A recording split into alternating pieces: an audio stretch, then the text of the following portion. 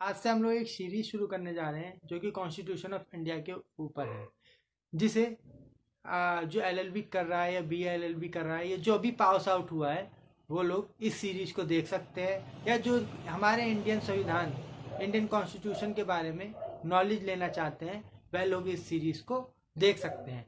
तो आज की सीरीज में हम लोग जानेंगे कि संविधान क्या होता है, कितने प्रकार का होता है और उसमें किस प्रकार की प्रणालियां होते हैं और क्यों किसी देश को संविधान की जरूरत होती है। चलिए बात करते हैं संविधान के बारे में। संविधान संविधान की कोई लिखित परिभाषा तो कहीं है नहीं, पर अपने अपने अनुसार विद्वानों ने इसको परिभाषित कर रखा है।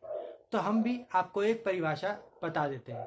संविधान किसी भी देश के संचालन और मार्गदर्शन के लिए जिन सिद्धांतों की आवश्यकता होती है उसका लिखित प्रारूप उस देश का संविधान कहलाता है। तो आप लोगों ने समझ लिया होगा किसी देश को का संचालन और मार्गदर्शन, जैसे कि हम अपने देश की बात करते हैं, इंडिया की। हमारे इंडिया के देश का संचालन, जैसे कि कोई गवर्नमेंट कैसे बनेगी, गवर्नमेंट की क्या सीमाएं रहेंगी, उसके क्या अधिकार रहेंगे, क्या पावर रहेंगी, ये सब कुछ संविधान के अंदर लिखित रूप में होता है। उसके बियॉन्ड हमारे देश की कोई भी गवर्नमेंट या किसी भी देश की कोई गवर्नमेंट जो कॉन्स्टिट्यूशन बेस है वो उसके बियॉन्ड नहीं जा सकती है। संविधान दो प्रकार के होते हैं। एक संविधान होता है संघात्मक संविधान और होता है एकात्मक संविधान। एकात्मक संविधान को हम यूनिटरी और संघात्मक संविधान को हम लोग फेडरेटिव कॉन्स्टिट्यूशन भी बोलते हैं। बात करते हैं एकात्मक संविधान की। एकात्मक संविधान वह होता है किसी देश में सेंट्रल गवर्नमेंट और स्टेट गवर्नमेंट होती हैं। तो एकात्मक संविधान में जितनी भी शक्तियां होती हैं वे सेंट्रल गवर्नमेंट में चली जाती हैं। उसमें स्टेट जो होती है वह सेंट्रल गवर्नमेंट के अधीन हो जाता है और सेंट्रल गवर्नमेंट का एक अधिकार उस पूरे देश पे हो जाता है।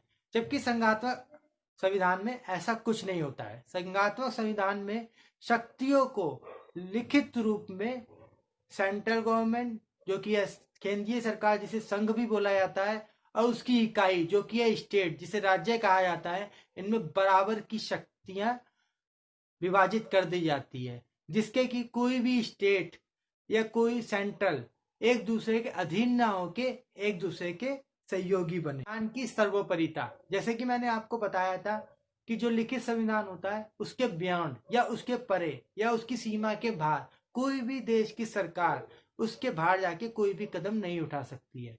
तीसरा परिसंघात्मक संविधान होने का तत्व है जो है लिखित संविधान, जो कि मैंने आपको बताया था। अब आप सोच रहे होंगे कि संविधान तो लिखित ही होता है, पर ऐसा नहीं है। ब्रिटिश का जो संविधान है वह लिखित नहीं है। और चौथा होता है एक न्यायिक स्वतंत्र व्यवस्था, संविधान के उसमें होनी चाहिए, जो कि हमारे देश में है न्यायालय। संविधान के दो प्रकार के बारे में तो आपने जान लिया।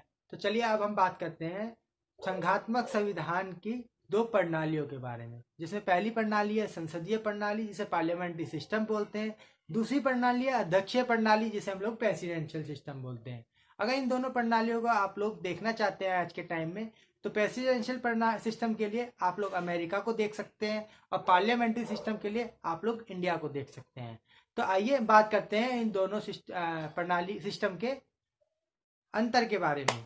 तो जैसा कि सबसे पहला अंतर है संसद भवन। हमारे देश जो कि इंडिया जो कि एक प्रेसिडेंशियल प्रणाली पे संचालित होता है उसमें एक संसद भवन है, पर अमेरिका जो कि एक प्रेसिडेंशियल प्रणाली में पे संचालित होता है उसमें संसद भवन नहीं है। वहां पे सीनेट है जो कि संसद भवन की तरह काम करता है, संसद भवन का काम नहीं करता है।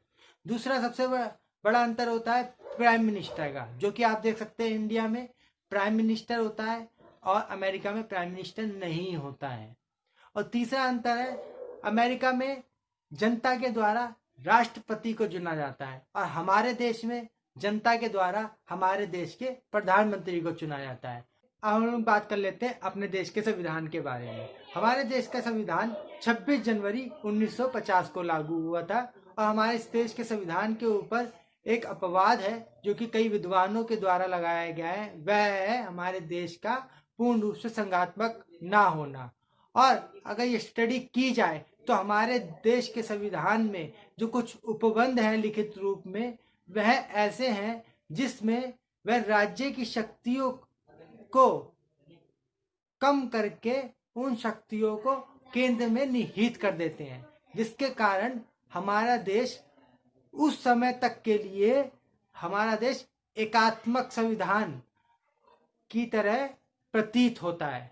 पर ऐसा यह बहुत लंबे समय के लिए नहीं होता है, क्योंकि ऐसा सिर्फ कुछ ही उपबंधों में है, जिसमें से एक है इमरजेंसी, जो कि बाहरी और आंतरिक विनाशकारी ताकतों से अपने देश को बचाने के लिए हमारे राष्ट्रपति के द्वारा हमारे देश पे लगाया जाता है। पर ऐसा ही एक अपवाद अमेरिका के सीनेट पे भी है। जी हाँ, आप लोगों ने सही सुना, अमेरिका के सीनेट में भी जो भी प्रतिनिधि वहाँ पे चुन के आते हैं वह उस देश के स्टेट के होते हैं। वहाँ के हर स्टेट से 2 प्रतिनिधि अमेरिका के सीनेट में चुन के जाते हैं, जिसके कारण वहाँ के राष्ट्रपति या वहाँ की जो केंद्र सरकार है वो किसी भी प्रकार के संशोधन के लिए उस सीनेट पर निर्भर करती है। तो सेंट्रल गवर्नमेंट के किसी भी संशोधन को रोक सकते हैं। तो एक तरीके से वहाँ पे अमेरिका की जो सेंट्रल गवर्नमेंट है वो स्टेट के ऊपर डिपेंड करती है। तो ऐसा अपवाद छोटे मोटे कॉन्स्टिट्यूशन में मिलते रहते हैं, तो उसको हम लोगों को इग्नोर कर देना चाहिए। तो इस अपवाद के रूप में हम ये नहीं कह सकते हैं कि हमारे देश का जो संविधान है वह पूर्ण रूप से संघात्मक नहीं है। तो अगर आपको वीडियो पसंद आई हो तो वीडियो को लाइक कर दीजिए, और इस सीरीज में बने रहने के लिए आप हमारे चैनल को सब्सक्राइब कर लीजिए और साइड में जो बेल आइकन है उस पर क्लिक कर लीजिए। नेक्स्ट वीडियो में हम लोग बात करेंगे प्रियम्बल के ऊपर, जो कि है प्रस्तावना। हमारे देश की प्रस्तावना हो या किसी भी देश की प्रस्तावना, वह बहुत जरूरी होती है। तो मिलते हैं अगली वीडियो में।